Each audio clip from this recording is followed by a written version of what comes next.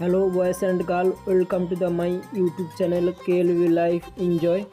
আপনারা দেখতে থাকুন, এনজয় করুন আর বেশি বেশি করে শেয়ার করুন, যাতে আমি উৎসাহিত হয়ে আরও আমি নিত্য নতুন ভিডিও আপনাদের কাছে আনতে পারি। বন্ধুরা, বেলদা রেল স্টেশন আগের মতন আর নেই, বর্তমান নিত্য নতুন সাজে সজ্জিত হচ্ছে। এখানে বর্তমানে এক্সপ্রেস ট্রেনগুলো, দূরপাল্লার ট্রেনগুলো দাঁড়ানোর জন্য ব্যবস্থা চলছে।